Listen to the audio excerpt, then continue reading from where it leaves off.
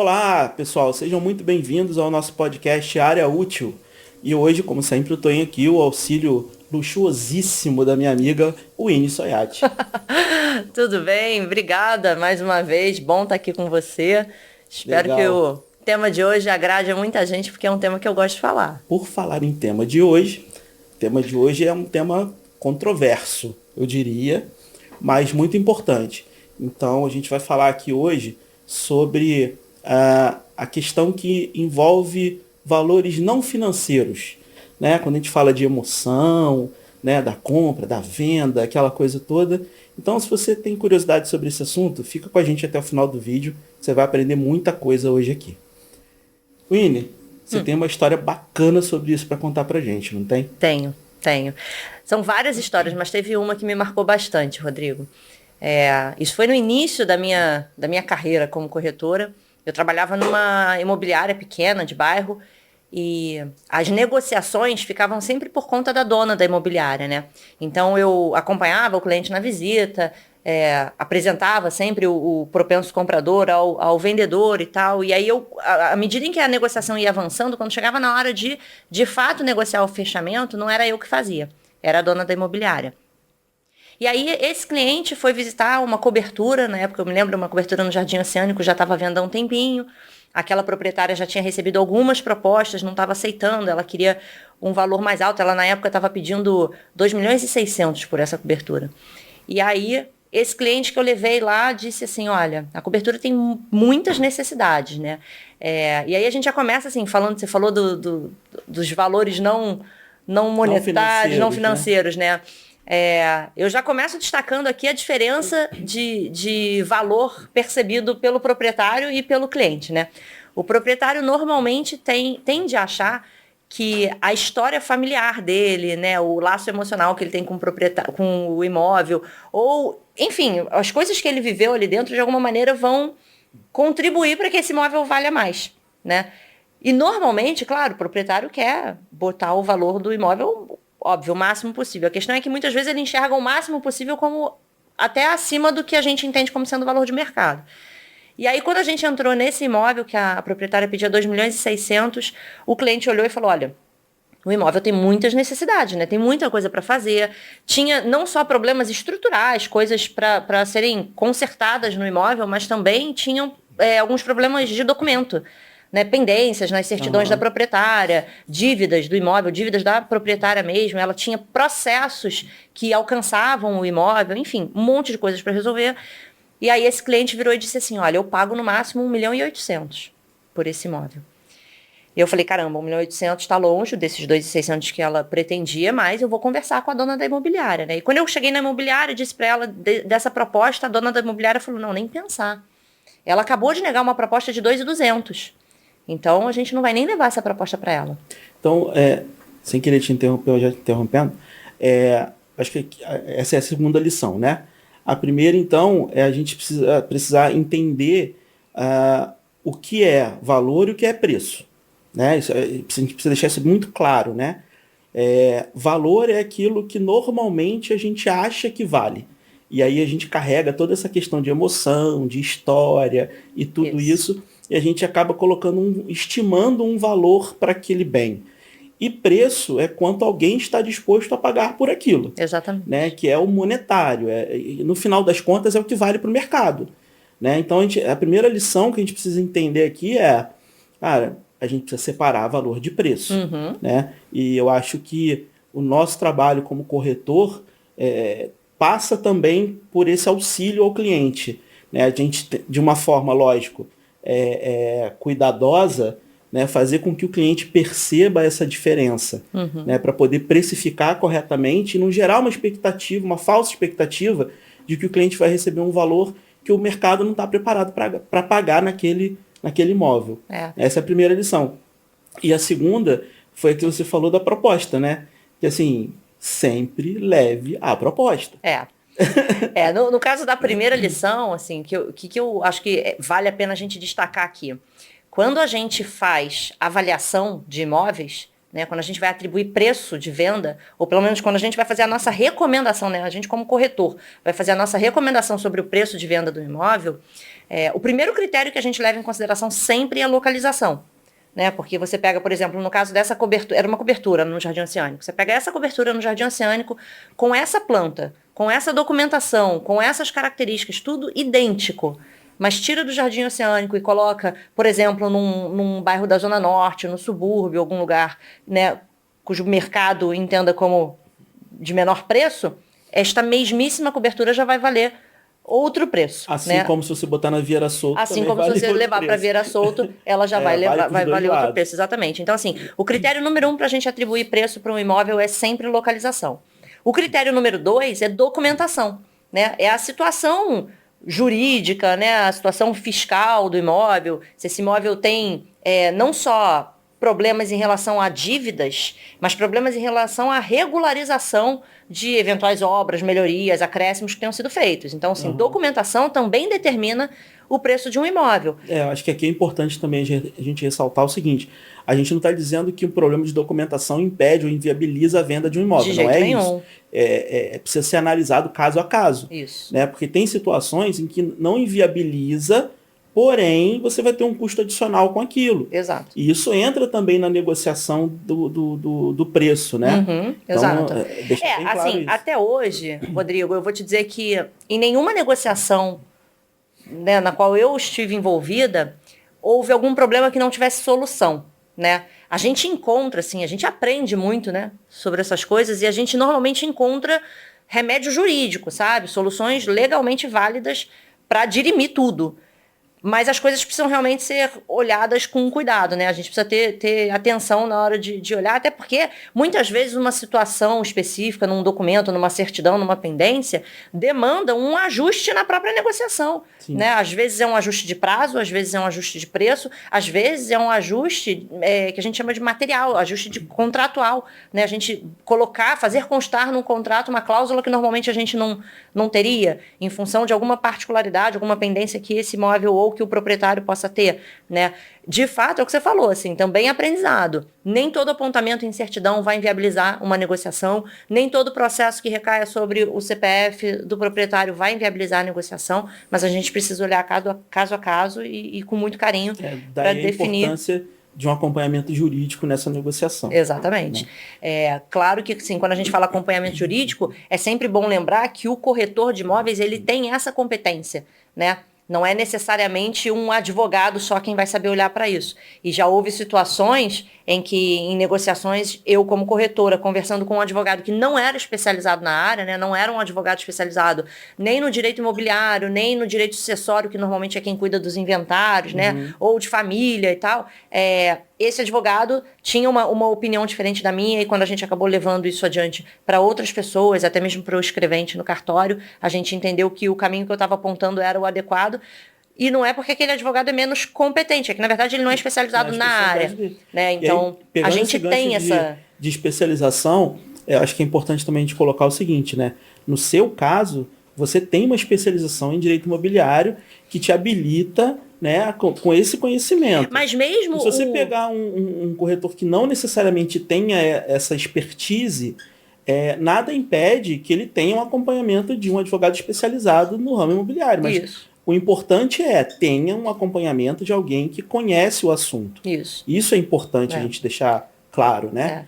O que eu ia dizer é exatamente isso. Assim, mesmo o corretor que não estudou direito imobiliário, que não se especializou na área, o corretor é o profissional indispensável na negociação, né? E o corretor vai saber apontar se existe alguma questão ali que ele precise de um apoio mais técnico, mais especializado, né, para dar continuidade à negociação. E tem que ter essa humildade também de reconhecer que precisa de ajuda de alguém mais especializado que ele. É importante ressaltar isso, porque isso faz muita diferença, principalmente hoje em dia, né? É isso.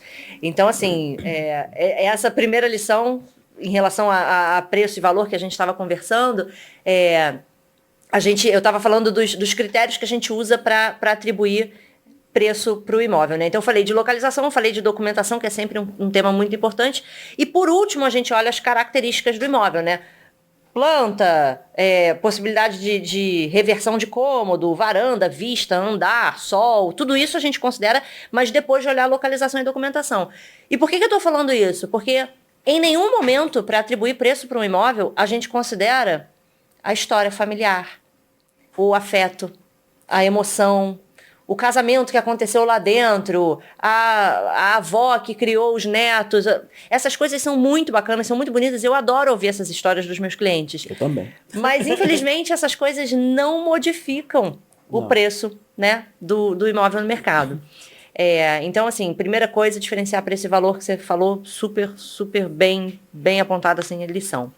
Segunda lição é, quem tiver sugestão, comentário. Essa é a hora. Curte, comenta, compartilha. Isso é importante para a gente saber se o conteúdo aqui tá bacana, se a gente está no caminho certo. É um podcast, é um produto novo para a gente, então é importante que a gente saiba também como é que esse conteúdo está sendo recebido por você. Se você quiser sugerir outros temas, situações, se você quiser contar o seu caso, a gente está aqui super aberto, né? Tem aí na tela, em algum lugar vai aparecer aí o nosso Instagram. Então manda um direct pra gente, escreve, a gente está aqui para ouvir sugestões, comentários, compartilhar a sua história. Quem sabe você não é convidado a participar aqui com a gente e contar a sua história junto com a gente aqui. Vai ser ótimo. Né? Vai ser muito legal. Então, curte, compartilha, dá essa moral pra gente aí, ajuda pra gente poder manter isso aqui. Ó, tá bacana pra caramba. Em menos de 10 minutos de podcast, a gente já deu várias lições aqui bacanas. Então a ideia nossa é entregar bastante coisa para vocês, ajuda a gente aí também. É isso. E aí então partindo para a nossa segunda lição da história, né? Quando eu contei lá, quando eu levei para a dona da imobiliária a proposta que o meu cliente tinha feito, de 1.800.000 no imóvel que estava anunciado por 2.600, ela disse para mim assim, não vou levar essa proposta para a proprietária de jeito nenhum, porque ela acabou de negar uma proposta de 2.200. E eu estava super no início, né, do meu trabalho como corretora, e a gente tinha ali um processo bem desenhado naquela imobiliária, eu respeitei, né? Eu ainda disse assim para ela, o que eu digo para o cliente? Ela falou assim, diga que a proprietária já negou uma proposta de 2.200, então ela também não aceita a proposta de 1.800 que ele está fazendo. Eu falei, tá bom. E eu fiz isso, né? Eu voltei no cliente e falei, olha, como ela já negou uma proposta de 2.200, a proposta de 1.800 também não vai ser aceita. O que a gente não podia imaginar, sempre tem um fator surpresa, né? O que a gente não podia imaginar era que, como esse cliente morava muito próximo dessa cobertura que a gente tinha ido visitar, ele um dia saiu de casa com a esposa para caminhar na praia. Essa cobertura ficava próxima da praia. Eles saíram para caminhar. E aí eles passaram em frente ao prédio. E quando eles passaram em frente ao prédio, o zelador desse prédio olhou para ele e falou, ô, seu fulano, o senhor esteve aqui outro dia, visitou aquela cobertura e tal, o senhor não gostou? E ele virou e falou assim, não, eu gostei, eu inclusive fiz a proposta, mas ela não aceitou. Aí ele falou, puxa, né, o zelador, puxa vida, que pena e tal, e ela tá querendo vender. Mas então tá bom, boa tarde. E seguiu. Passado um tempo, eu recebi um telefonema. O meu cliente falando, Ine, eu fiz uma proposta, você disse para mim que aquela proposta não tinha sido aceita. Eu agora fiquei sabendo que a minha proposta poderia ter sido aceita. Eu falei, como assim? O que tinha acontecido? O zelador, que tinha conversado com ele, que ouviu dele, que tinha feito uma proposta que não tinha sido aceita, no momento em que a proprietária da cobertura passou pela portaria, o zelador virou para ela e falou assim, ô, dona fulana, pô, aquele seu fulano, aquele cliente passou aqui, tal, disse que fez uma proposta, a senhora não aceitou, poxa, desculpa me meter, mas a senhora está há tanto tempo tentando vender esse imóvel, né, pô, a senhora não aceitou a proposta dele, não dava para negociar. Aí ela virou e falou, que proposta? A proposta nunca tinha chegado para ela, né? Então, a lição é, se o cliente fizer uma proposta de R$1, a proposta tem que chegar no proprietário, porque aí, olha a confusão que foi desencadeada. Ele ligou para mim, dizendo que tinha acabado de saber que a proposta poderia ter sido aceita. Eu não entendi como é que ele tinha essa informação, e aí ele virou para mim e falou assim, liga lá para a dona fulana, para a proprietária da cobertura. Quando eu liguei para ela, ela já veio com 2 quentes, 3 fervendo para cima de mim. Eu não quero mais falar com você, porque você, em vez de me ajudar a vender minha cobertura, você está me atrapalhando. Porque você traz o cliente aqui, ele faz uma proposta e você nem trouxe ao meu conhecimento. E aí eu falei, caramba. Ali caiu minha ficha que realmente a proposta tinha que ter chegado nela. E aí, para contornar aquilo, foi assim, a emoção dela, a minha emoção, a emoção de todo mundo, né? E eu falando para ela... Olha a gente de novo falando de emoção. Exatamente. E aí eu falando para ela, não, olha, veja bem, eu conversei com a dona da imobiliária, ela disse para mim que a senhora acabou de negar uma proposta de 2.200. Ela não quis te aborrecer, né? Porque ela entendeu que a proposta de 1.800 desse cliente poderia parecer até ofensiva, né? Porque tem alguns proprietários que se posicionam muito dessa maneira, né? Falam que absurdo, uma proposta dessa, tal, né? Então eu falei, olha, ela achou que poderia ser até meio ofensivo trazer uma proposta dessa, principalmente considerando que a senhora tinha acabado de negar uma proposta maior. Aí ela falou assim, o trabalho de vocês é trazer a proposta. A minha decisão é aceitar ou não. Eu falei, bom, olha, então... não custa perguntar, a senhora aceitaria a proposta de 1.800? Ela falou, eu vou aceitar, mas eu vou vender direto para ele, eu não vou vender através de você. Porque você não trouxe a proposta, você negou a negociação, você inviabilizou a negociação, agora eu vou vender direto para ele. E aí mais uma confusão estabelecida, porque também tem aquela lição de... se houve um corretor, uma pessoa intermediando a negociação, né? Se houve um corretor apresentando o cliente para o proprietário... teoricamente, essa negociação precisa acontecer com o intermédio desse corretor. Sim. Né? Mas ali a questão que ficou foi, e aí? Eu intermediei ou não intermediei? Afinal de contas, eu levei o cliente para conhecer o imóvel e não levei para a proprietária a proposta que esse cliente tinha feito. E aí? Escreve aí, o que você acha? Qual a tua opinião sobre esse assunto? Escreve aí embaixo pra gente ver o que vocês acham. Manda aí pra gente saber. E naquele nosso primeiro papo aqui no outro episódio, você perguntou assim, a gente só vai contar os sucessos ou a gente vai contar o fracasso também, né? Contar fracasso também. Então, esse aí foi o meu primeiro fracasso. Porque eu falei, caramba, falei miseravelmente, assim, não levei a proposta, aprendi que precisava levar, mas a gente conseguiu salvar essa negociação. Foi bacana que a gente conseguiu salvar, por quê? Porque essa proprietária, de fato, ela estava precisando muito vender, né? Ela decidiu que ela ia aceitar aquela proposta mais baixa, porque ela já não estava mais vendo outro caminho possível para ela já estava com muita dívida, inclusive dívidas que alcançam o imóvel, que poderiam comprometer a posse desse imóvel para ela. E esse imóvel não pertencia só a ela, pertencia também a 2 enteadas. E aí havia problemas de relacionamento entre elas, né? Não exatamente problemas de relacionamento, mas assim, elas não concordavam em tudo, né, em relação à negociação. Então foi uma negociação muito lenta, foi difícil a gente, de fato, vencer todas as questões. Elas tinham pendências relacionadas à própria... a propriedade daquele imóvel, porque esse imóvel tinha sido do marido dessa proprietária junto com ela, né, que era pai das meninas, e aí quando ele faleceu, elas fizeram um inventário, mas aquele inventário não estava registrado ainda na matrícula do imóvel. Então, outro aprendizado, gente, regularizem a situação do imóvel. Qualquer mudança em estado civil, mudança, até mesmo tem pessoas que têm uma relação de união estável, por exemplo, num determinado regime de bens, e quando decide se casar, né, converter aquela união estável em casamento civil, modificam o regime, né, de bens. Tudo isso precisa ser registrado, precisa ser atualizado, averbado na matrícula do imóvel. Porque essas coisas alteram a sucessão do imóvel, né? Alteram até a parte que cabe a cada pessoa numa eventual herança. Enfim, é muito importante manter não só os documentos do imóvel, até mesmo os seus próprios documentos, né? Sempre atualizados. Então, ali a gente levou muito tempo para atualizar esses documentos do imóvel, porque na hora de atualizar também sempre a emoção falando mais alto, né? A proprietária que morava lá dizendo, eu não tenho que pagar nada para fazer essa atualização porque eu já era dona desse imóvel. Eu já morava aqui com meu marido, nós compramos juntos, eu já tinha metade desse imóvel, né? Então, o que está sendo herdado, na verdade, é a outra metade, pelas filhas. E a gente sabe que, assim, juridicamente, eu não vou entrar aqui no detalhe técnico, mas juridicamente tem um outro entendimento a respeito disso. Então, as meninas queriam que ela pagasse por 50% das taxas do cartório para fazer a regularização. E ela pagaria por 50% já que ela tinha 50% do imóvel, e as duas meninas dividiriam os outros 50% já que elas tinham 25% cada uma. E ali foi um drama para a gente chegar num acordo, quem pagava o quê, porque a proprietária com quem eu falava, né, não queria de jeito nenhum pagar aquela metade, ela não entendia como sendo justo ela pagar aquela metade. No final das contas, eu consegui negociar então que as 3 dividissem igualmente, né? Pega o custo e divide por 3, cada uma pagou 1/3. Depois a gente esbarrou numa outra pendência, porque essa proprietária, ela era fiadora da filha dela. E a filha dela acabou não pagando o aluguel. E ela, como fiadora, responde com os seus bens, Sim. né? Pela fiança. E aí aquele imóvel já estava comprometido num processo contra a filha dela porque não pagou aluguel.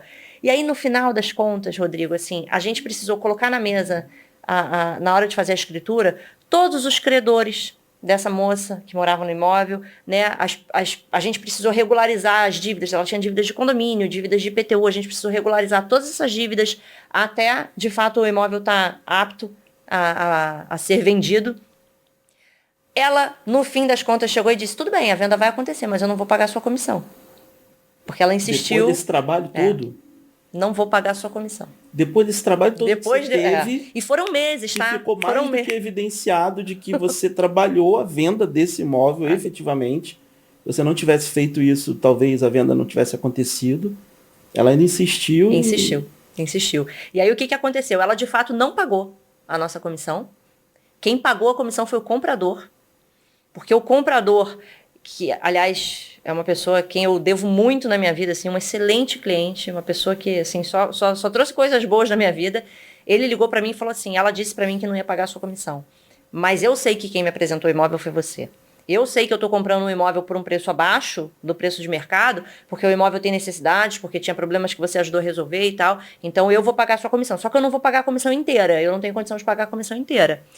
Eu falei, não, tudo bem, eu vou ver como é que eu resolvo isso. E aí, como é que a gente resolveu isso no final? O cliente pagou metade da comissão e as duas meninas enteadas pagaram a outra metade. Aquela moça que morava naquele imóvel não pagou nada. E ainda no dia de entregar as chaves saiu me xingando. A emoção dela assim, transcendeu todos os meses de negociação.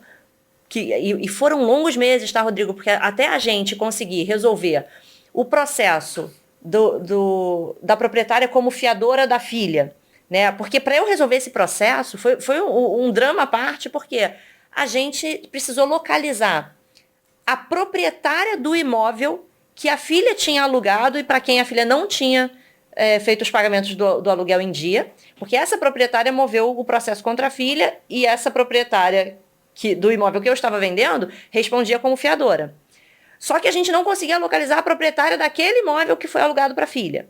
Então, a gente precisou consultar pelo processo os dados do advogado, e aí a gente acessou o advogado e precisou fazer uma negociação com o advogado. E aí ficava assim, a proprietária do imóvel que eu estava vendendo falava comigo, eu falava com o advogado falava com a proprietária do imóvel que tinha sido alugado para a filha. Era um telefone sem fio, era um telefone sem fio louco, era uma coisa assim. Que doideira. Então, assim, até a gente conseguir... E aí, na hora de chegar a um acordo, porque assim, o processo que essa minha proprietária estava sofrendo, estava respondendo solidariamente, né, por conta da fiança, era um processo, sei lá, vamos supor que fosse de 100 mil.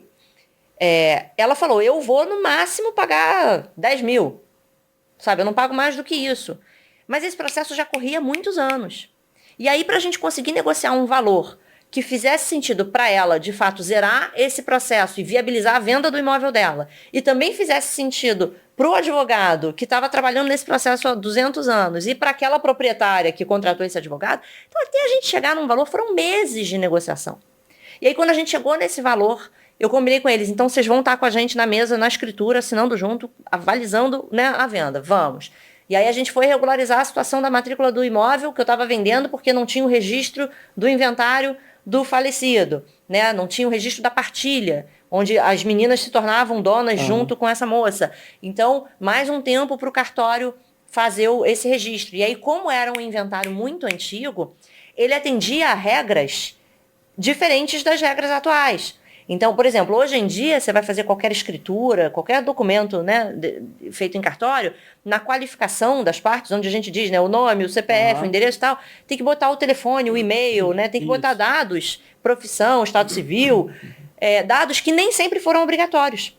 E essa escritura do inventário dele era muito antiga, numa época que essas coisas não eram obrigatórias. Então, a gente precisou ir atrás do cartório que tinha feito esse inventário lá atrás, para corrigir todo esse inventário, porque isso caiu em exigência no RGI. E aí, uma vez corrigido esse inventário, e tudo tem custo, e tudo leva tempo, e tudo a moça não queria pagar. Nossa Senhora. Quanto tempo levou do dia que você mostrou o imóvel para esse cliente até a assinatura da escritura, até a entrega da chave, vai. Olha, eu vou te dizer que eu me lembro, eu conversando com a esposa do cliente, e ela falando assim para mim, Winnie, mas já fazem 4 meses, vai fazer 5 meses daqui a pouco. Eu falei, pois é, e ainda demorou. Eu vou te dizer que deve ter levado ali uns 8 meses. 8 meses mais ou menos. Procurando pessoas envolvidas, credores da proprietária, conversando com a proprietária, com a filha da proprietária, com as enteadas da proprietária. No meio do caminho, aí ela de fato teve uma briga com uma das enteadas, e elas pararam de se falar. Porque, e assim, imagina, a gente está aqui falando sobre o quanto uma compra e venda, uma transação imobiliária envolve valores, princípios, emoções que vão muito além do dinheiro, né? Se tudo fosse dinheiro, era muito mais fácil de resolver. Porque, no fim das contas, assim, um dá mais um pouquinho aqui, um dá mais um pouquinho aqui, né? Às vezes, ali na frente, o corretor... até o corretor ele sugere que ele fique com menos.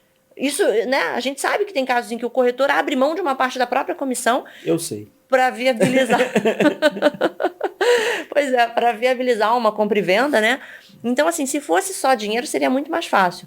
O problema é que a gente, quando está intermediando, a gente também está intermediando não só essa negociação imobiliária e financeira, a gente está intermediando emoções. Né? A gente está gerenciando emoções 1000. Assim, a gente lida com pessoas, né? Então, assim, não tem como você tratar com pessoas sem envolver emoção.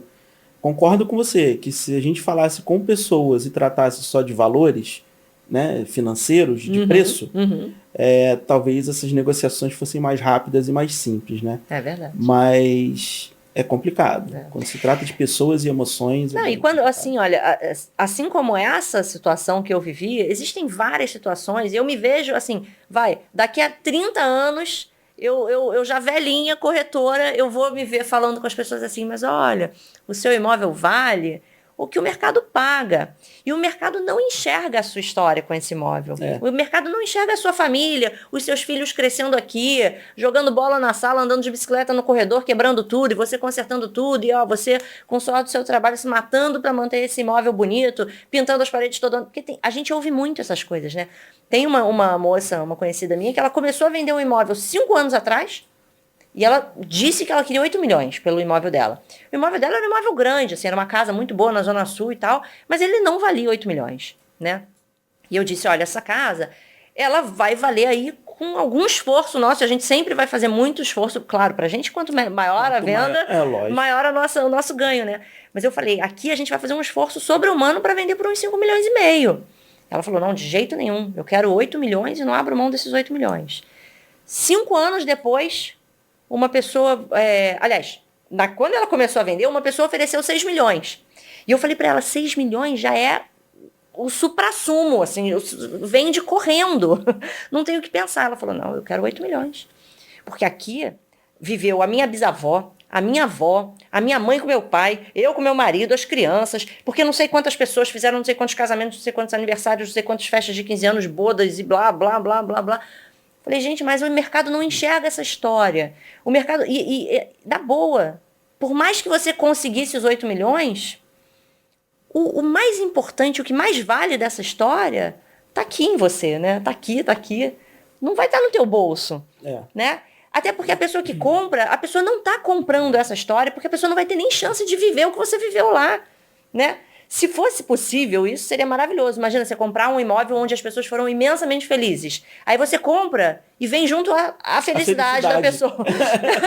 Imagina. O problema é que isso ia ser muito caro. Ia ser muito caro. Não ia ter preço que pagasse um imóvel desse. Exatamente. Né? Se você imagina assim, você tem um casamento infeliz, e aí você compra um imóvel que foi de um casal que viveu muito feliz e o seu casamento passa a ser feliz. Seria maravilhoso, não é? Mas não é assim que acontece. Então, assim, no caso dessa moça, ela não aceitou os 6 milhões. 5 anos depois, ela continua tentando vender a casa dela por 8 milhões. E quando a gente faz uma conta boba, conta de padaria, se ela tivesse vendido por 6 milhões há 5 anos atrás, esse dinheiro aplicado já valeria uns 8 milhões hoje, né? Provavelmente ela já teria esses 8 milhões hoje. Ela está há 5 anos pagando os custos de um imóvel que ela não consegue vender, porque ela está apegada à história dela. Mas ela mora nesse imóvel? Não, o imóvel está fechado. O imóvel fechado com custo. Então, assim, parte do nosso trabalho é trazer para a realidade essas pessoas, né? E aí, assim, o nosso intuito de levar informação passa por isso, né? Então, assim, a informação que a gente está levando hoje para as pessoas que estão assistindo a gente é um pouco disso, né? Entenda que a tua história e as tuas emoções, elas ficam guardadas com você para sempre. Isso vai estar sempre no teu coração e na tua mente. Mas isso não passa quando você transfere o imóvel. Né? Isso é personalíssimo que fala, né? Exatamente. Então, assim, não queira precificar isso. Primeiro, porque não tem preço. E segundo, porque ninguém vai pagar por isso, porque isso é uma coisa sua. Né? É muito particular.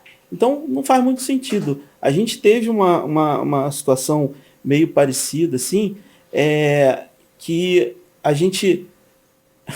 é até engraçado, que a Júnia ficou revoltada com a proposta. Esse cliente, a Júnia levou ele para visitar 28 imóveis. Nossa!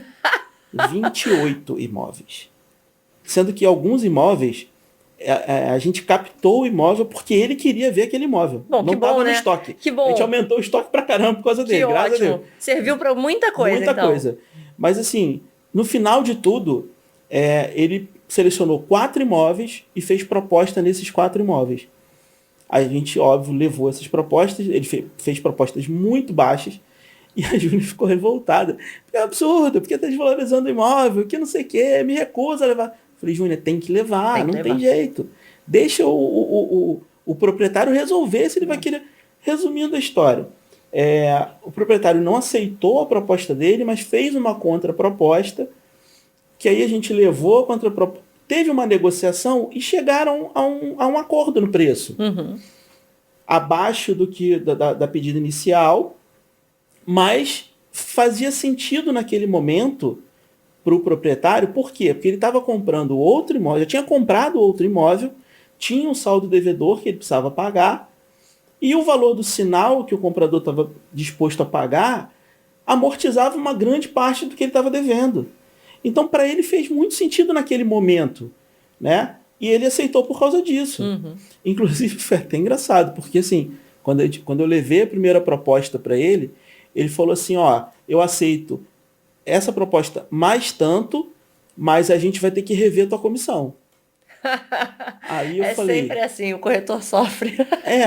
Deixa eu ver o que eu consigo. Aí voltei pro comprador, falei, cara, vamos esticar um pouquinho mais, vamos ver até onde a gente consegue. Tinha umas questões lá de taxa de financiamento, se financiasse um valor acima daquilo, a taxa aumentava, ele não queria passar, também tinha reserva enfim.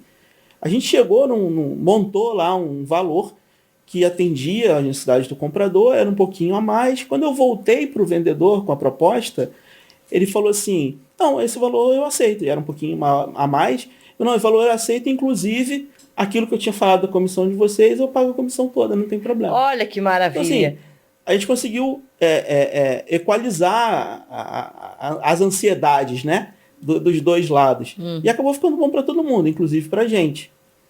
Então, assim, um bom negócio só é bom quando é bom para todo mundo, né? Exatamente, é isso. Quando uma das partes sai triste da história, realmente o negócio não foi muito bom. E eu costumo dizer que eu aprendi isso com uma amiga minha. Ela diz assim que em todas as relações que existem no universo, né, relações sistêmicas, a única relação em que se admite um desequilíbrio, né, em que uma pessoa pode dar mais do que a outra, ou a outra pode receber mais do que essa uma, é a relação de mãe e pai para filho. Qualquer outra relação entre patrão e empregado, cliente e fornecedor, sabe, comprador e vendedor, essa relação nunca pode ser desigual, né? Não se pode criar um julgo desigual, porque isso tende à ruptura, né? Então, essa minha amiga me ensinou isso, eu nunca mais esqueci. Ela falou, a gente sempre tem que buscar as negociações em que as relações se mantenham equilibradas, né? Porque senão a chance de romper é muito grande. A única situação em que o universo admite esse nível de desequilíbrio é quando é de pai ou mãe para filho. Assim, a gente está sempre ali equilibrando o fiel da balança ali, né? Assim, para lá e para cá. E aí, sempre que eu estou numa negociação, eu falo, olha, o meu papel aqui é pela negociação. Eu não estou do lado de A e não estou do lado de B, né? Para mim, o que a gente precisa buscar é uma negociação em que ambas as partes saiam satisfeitas. É isso. É isso que você falou. Se uma parte sair satisfeita e a outra mais ou menos, a negociação não foi boa. Não foi boa, é exagero. Poderia ter sido melhor. Né? Mas é aquilo, quando essa minha amiga me disse, né, que quando existe esse desequilíbrio, as coisas tendem a uma ruptura, o que aconteceu lá naquela minha negociação da cobertura do Jardim Oceânico foi um pouco isso.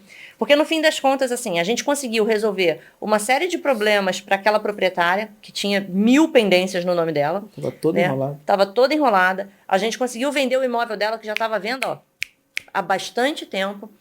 O comprador ficou satisfeito, porque comprou um imóvel muito bom por um preço abaixo, porque, óbvio, ele precisou investir muito ali também para fazer muita obra, muita melhoria. Até esse um comprador, é um investidor, então para ele colocar em ponto de venda de novo, ele precisou fazer bastante coisa. Mas aquela proprietária, ela ficou com a sensação de que ela tinha sido injustiçada de diferentes maneiras, porque ela acabou precisando usar parte do dinheiro da venda do imóvel para pagar os compromissos dela, né? Honrar os processos, as dívidas, enfim. E ela se sentiu muito injustiçada. E ela, de fato, rompeu. Ela era uma pessoa relativamente próxima da dona da imobiliária onde eu trabalhava. E ela rompeu essa amizade, né? Ela foi embora, se mudou para outra cidade e falou, olha, eu não quero mais ouvir falar de vocês, porque vocês... Aí ela falou um bando de impropérios, né? Falou, vocês me prejudicaram minha vida, me atrapalharam, me fizeram ficar pobre... Assim, um monte de, sabe? E houve realmente essa ruptura, né? Então, assim, a gente precisa de fato buscar, e tudo porque eu lá atrás, no início da negociação, não sabia ainda naquela época que eu precisava levar qualquer proposta. Fosse R$1 ou fosse 1.800.000, mesmo abaixo dos 2.200 que ela tinha acabado de negar, né? Então, assim, eu provoquei ali aquele desequilíbrio que acabou, assim, trazendo uma emoção para aquela proprietária que ela levou até o final da negociação. E no final, a relação dela com a dona da proprietária se rompeu. É complicado, né?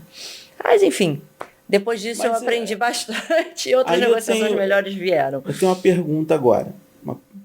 Vamos lá, como diz um colega de trabalho que eu tive, uma doce provocação.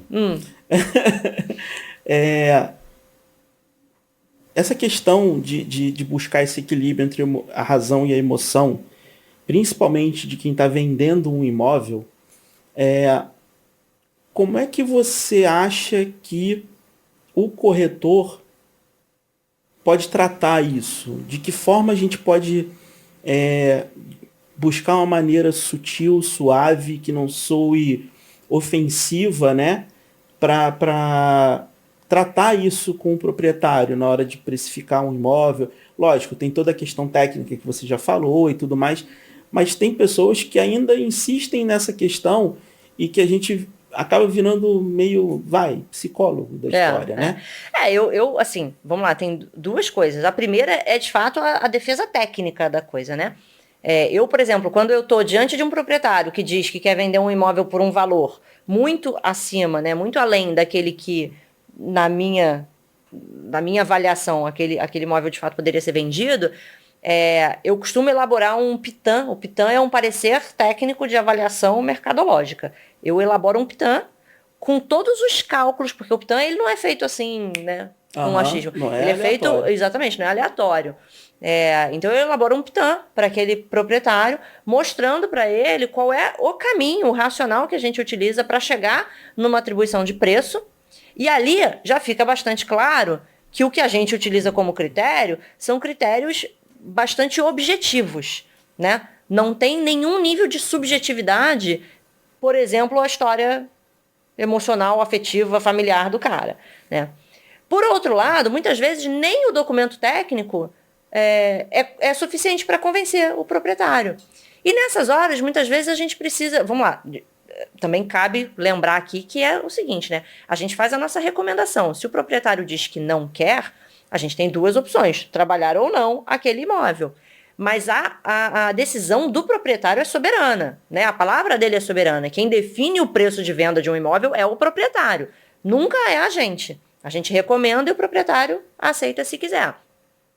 Então, muitas vezes acontece da gente recomendar, fazer todo o documento técnico, fazer toda a defesa técnica e ainda assim o proprietário não aceitar. E numa situação como essa, a gente trabalha o imóvel pelo preço que o proprietário tá pedindo, mas a gente combina com ele, né? Alguma coisa do tipo, o que você acha da gente rever esse preço num prazo de 2 meses, 3 meses, caso não haja venda, caso não haja procura e tal, porque a gente vai encontrando o que a gente chama de ponto ótimo da negociação.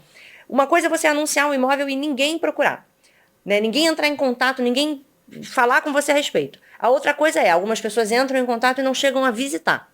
Ou as pessoas entram em contato, chegam a visitar, mas nunca sai uma proposta. Ou as pessoas entram em contato, visitam, fazem proposta, essa proposta nunca vira um fechamento. Então, no momento em que a gente começa a ver que não tem nem contato, está muito fora de preço. Quando tem alguma visita, ainda está um pouquinho. Quando as propostas começam a vir, a gente fala, opa, peraí, a gente aqui, né, tá chegando perto do que o mercado de fato tolera como preço para esse imóvel. Então, tem vezes que a gente vai querer ser o melhor psicólogo do mundo e nem assim o proprietário vai ouvir a gente. E a gente vai ter que deixar o próprio movimento do mercado mostrar para ele que aquele preço não está adequado.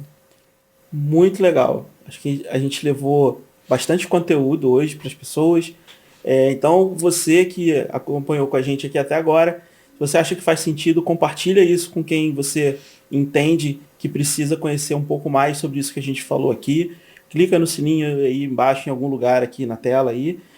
Nosso Instagram tá aí também, manda mensagem pra gente, sugere tema, né? Se inscreve aqui no canal para dar aquela moral bacana pra gente. E até o próximo episódio. Obrigado, Ine, mais uma vez. Obrigada a você, adorei.